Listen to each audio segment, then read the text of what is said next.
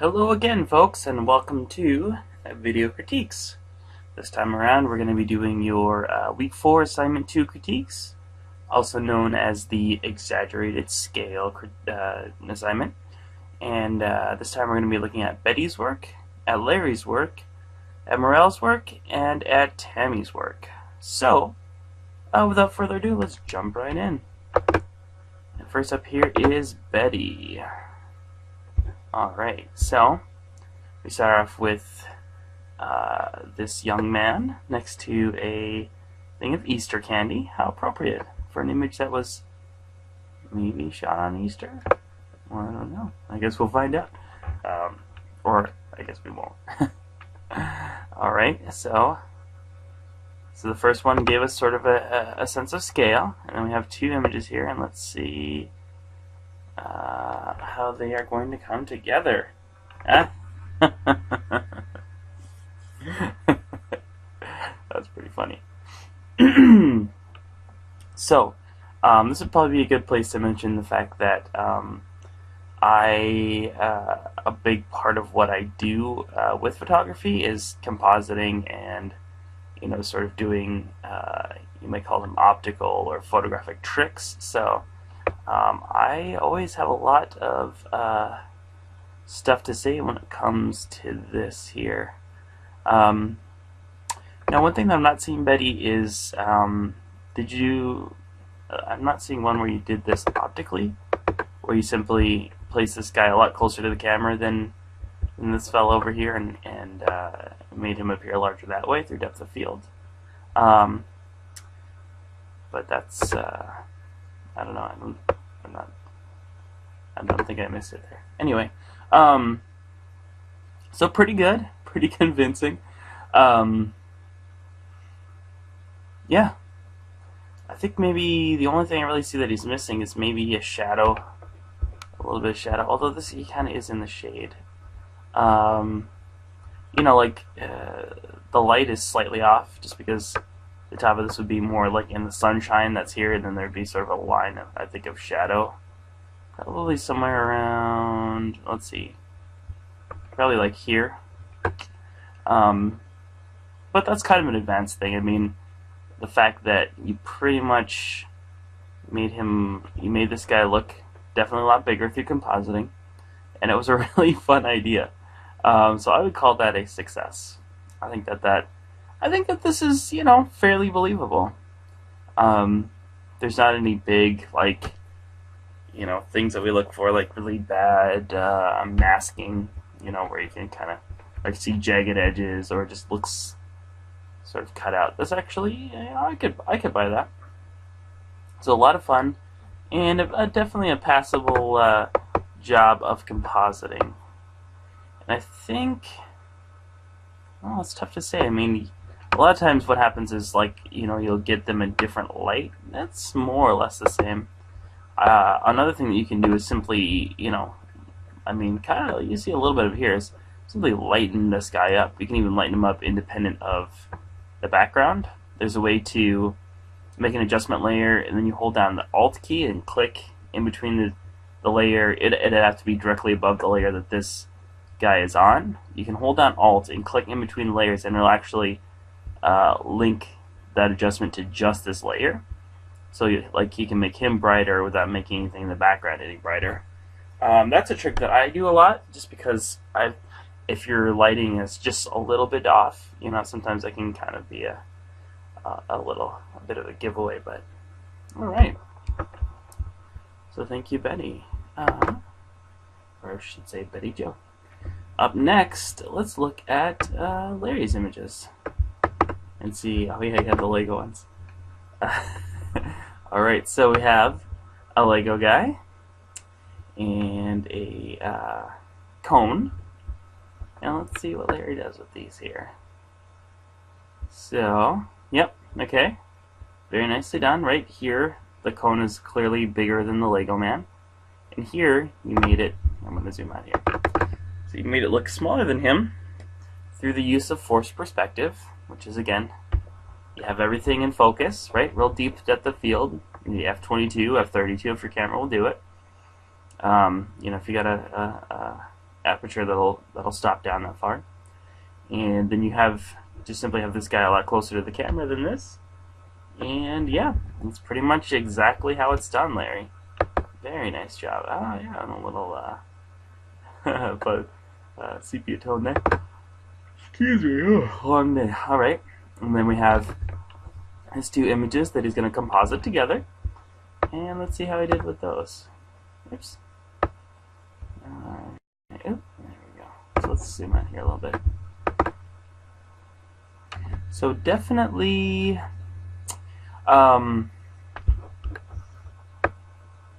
definitely composited those together. I think that's pretty good. The only thing I would say is maybe that the shadow is not quite there. And this can be tough. What would I say? Sometimes, well, I think one thing that's tough is I would go back and look at how your shadow looked on this sort of as your thing. You can see it's real diffuse. It's like you have light coming from sort of a larger light source here, so it's kind of it's really only really distinct here, and then really kind of diffuse. Same thing here, is kind of very harder here, and then quickly gets diffused.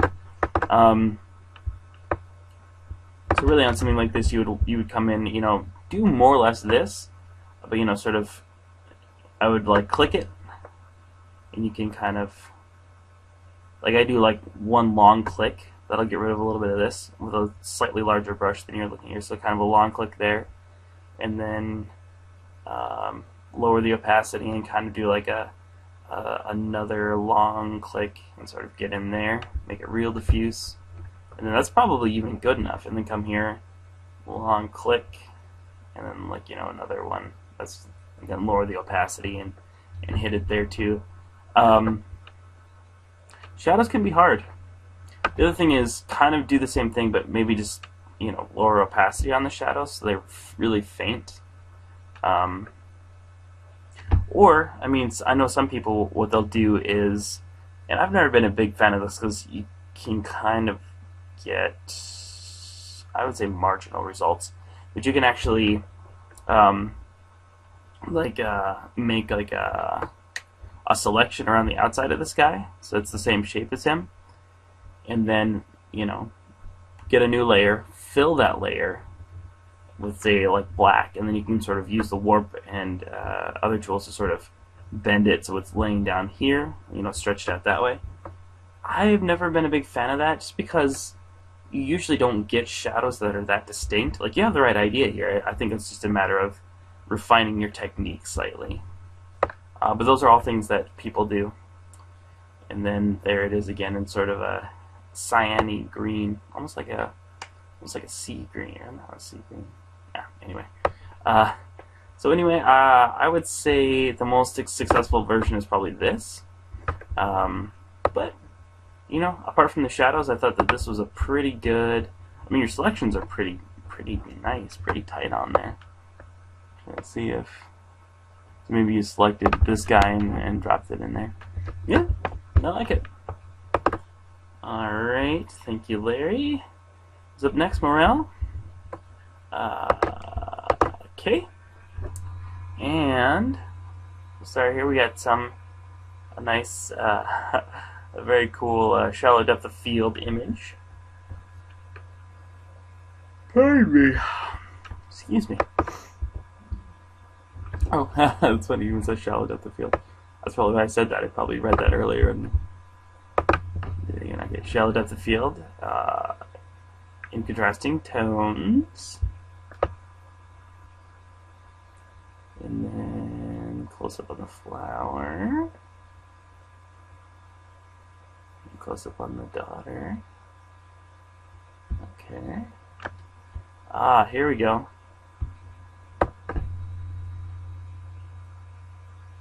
Okay, so this is an in-camera scaling one. Oh, that's actually pretty convincing. I think the flash is actually helping that out quite a bit.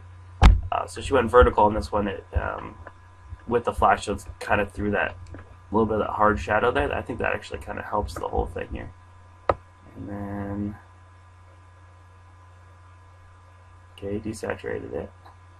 And here she is. She's taking a picture of the flower, taking a picture of the daughter, and I like that. I like that a lot. Oh, I think a lot of these are, excuse me, a lot of fun. That is a lot of fun. Oh, goodness.